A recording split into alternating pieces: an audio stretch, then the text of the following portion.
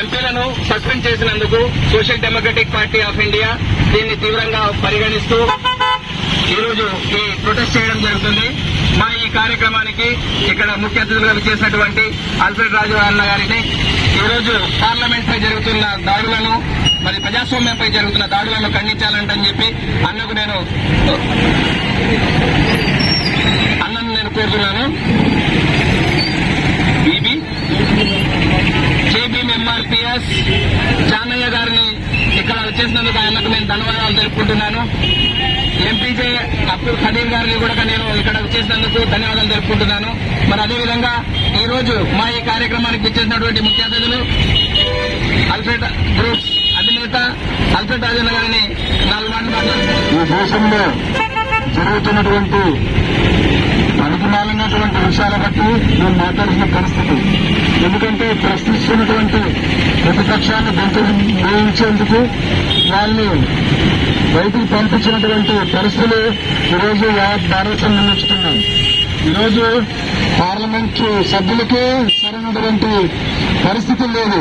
ఇంకా సామాన్యమైనటువంటి మనుషులకు ఎలా ఉంటుందో ఈరోజు అందరూ గుర్తుంచుకోవాలి. ఈరోజు విచ్ఛిన్నకరణ శక్తుల్ని మనం పనిచేసే పరిస్థితుల్లో మనం ఉన్నాం. ఎందుకంటే ఏ రాష్ట్రమైనా కానీ ఈ దేశంలో సరైన పరిపాలన కూడా ఉండేందుకు ఇష్టపడటం లేదు. దానికి ఏదే కారణం ఏంటంటే కేంద్రంలో ఉన్నటువంటి భయంకరమైన పార్టీ బీజేపీ పార్టీ.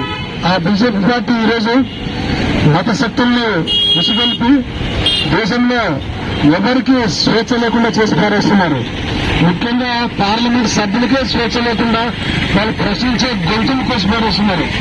ఈరోజు పార్లమెంట్ లో ఉన్నటువంటి సభ్యులు ఏం మాట్లాడాలన్నా కానీ వాళ్ళు సస్పెండ్ చేసి వాళ్ళు బయటకు పెట్టేటువంటి పరిస్థితులు ఉన్నారంటే ఈరోజు సామాన్యమైన పరిస్థితులు లేవని ఈరోజు దేశవ్యాప్తంగా గుర్తు చేసుకోవాల్సిన పరిస్థితి ఉంది. మిజోరంలో జరిగిన అల్లర్లైతేనేమి, ప్రతి రాష్ట్రంలో జరిగిన అల్లర్లైతేనేమి, ఏ విషయాలైనా కానీ మనం ఎవరు మాట్లాడకూడదు. మన ఇరుగు పొరగైతేనేమి, మన ఇంట్లో వాళ్ళైతేనేమి, ఎవరు ఏ బలి అయిపోయినా కానీ మనం మూసుకొని ఉండాల్సిన పరిస్థితులు మనకున్నాయి. దానికి కారణం ఏంటంటే మనం గత 5 ఏళ్ల క్రితం ఎన్నుకున్నటువంటి ప్రభుత్వం ఏదైతే ఉందో ఆ ప్రభుత్వం ఈరోజు 5 ఏళ్లు మనల్ని గొంతు తీసింది. కానీ ఇక్కడ ఎవరైనా మాట్లాడితే వాళ్ళని ఇబ్బంది పెట్టడని, వాళ్ళని చంపడం కూడా చేస్తున్న ఈ ప్రభుత్వం గద్దె దిగేలాగా అందరూ కృషి చేయాలి. పార్లమెంట్ లో ఒక ప్రశ్నించే గొంతులు లేకపోతే ఈరోజు భారతదేశానికి ఎట్లా పరిస్థితులు ఉన్నామో ప్రపంచ దేశాలలో గుర్తిస్తున్నాయి. ఈరోజు ఒకరు కాదు, ఇద్దరు కాదు, 141 మందిని ఎంపీని సస్పెండ్ చేసి మార్షల్స్ తో బయటకు దొబ్బిలాడేస్తున్నారు. సిగ్గుచేటు ఈ విషయాన్ని మనం తలుచుకుంటే కూడా ఈరోజు చిన్న వ్యక్తులే కాదు, ఈరోజు దేశానికి మూల స్తంభాలైనటువంటి మెంబర్ ఆఫ్ పార్లమెంట్స్ వాళ్ళకి ఉన్నటువంటి అధికారం కూడా లేకుండా పోయింది.